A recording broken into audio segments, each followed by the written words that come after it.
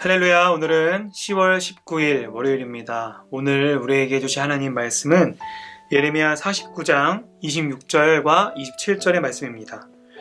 이는 만군의 여호와의 말씀이니라. 그런즉 그날에 그의 장정들은 그 거리에 엎드려지겠고 모든 군사는 멸절될 것이며 내가 다메섹의 성벽에 불을 지르리니 베나닷의 궁전이 불타리라. 아멘.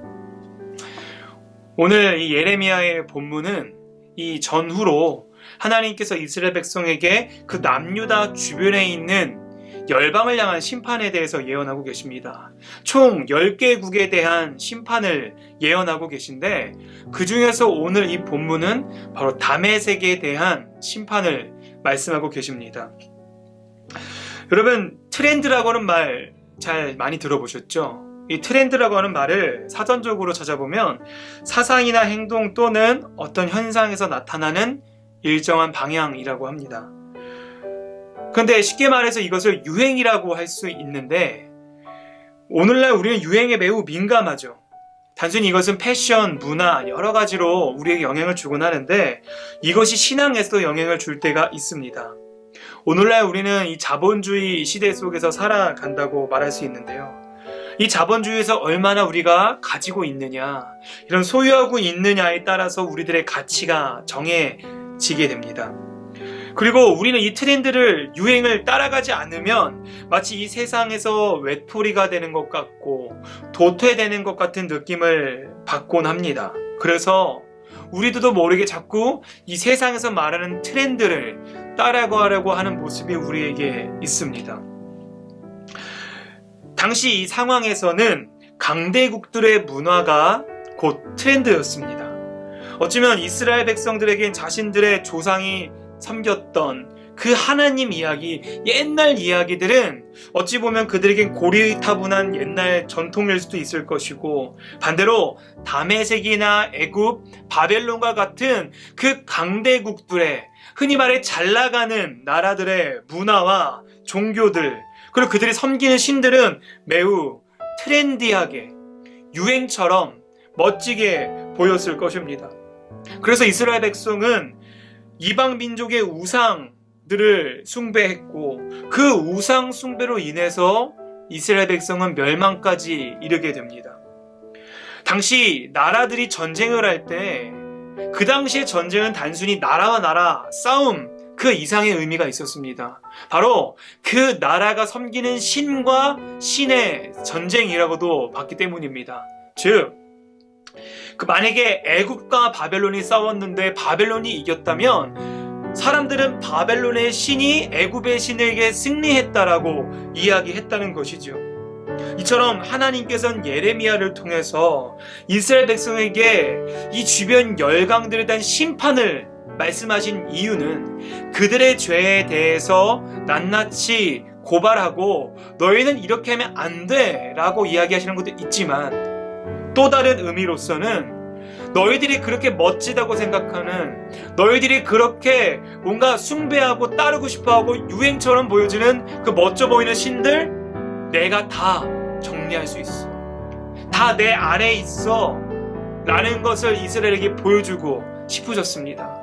그러하여금 하나님은 단순히 우리 조상들이 믿었던 신에 머무는 것이 아니라 오늘 이 순간에도 여전히 모든 것들 위에 뛰어나신 주님임을 하나님께서는 예레미야를 통해 선포하고 계신 것이지요.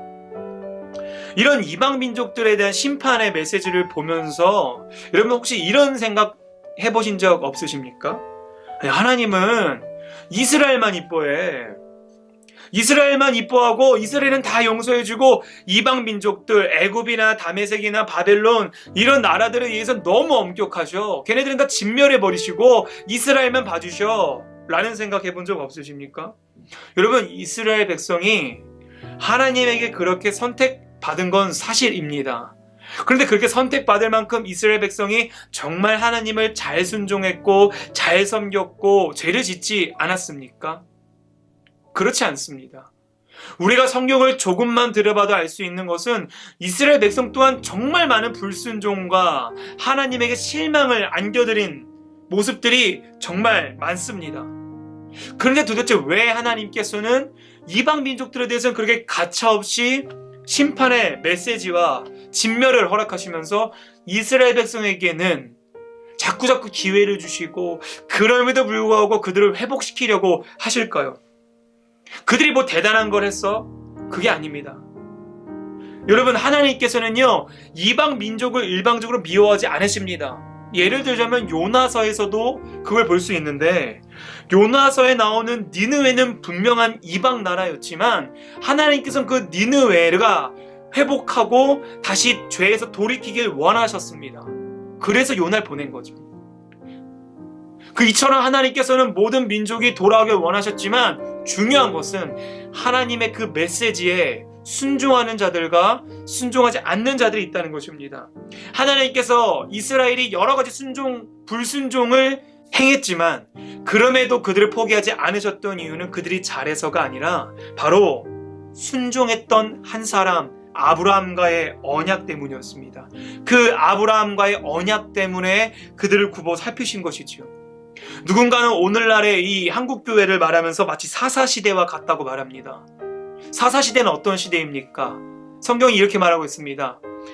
그들에겐 하나님의 말씀이 희귀하여 자신의 소견이 옳은 대로 행했다고 합니다. 하나님의 말씀이 아니라 내 생각, 내 의견대로 살아갔다는 것이죠.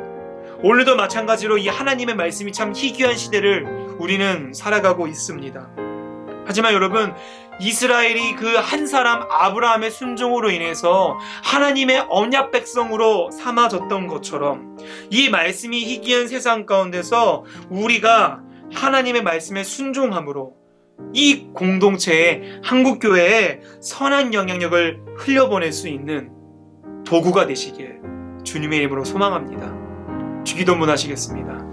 하늘에 계신 우리 아버지여, 이름이 거룩히 여김을 받으시오며 나라가 임하시오며 뜻이 하늘에서 이루어진 것 같이 땅에서도 이루어지이다. 오늘 우리에게 일용할 양식을 주시옵고 우리가 우리에게 죄 지은 자를 사하여 준 것 같이 우리의 죄를 사하여 주시옵고 우리를 시험에 들게 하지 마시옵고 다만 악에서 구하시옵소서. 나라와 권세와 영광이 아버지께 영원히 있사옵나이다. 아멘.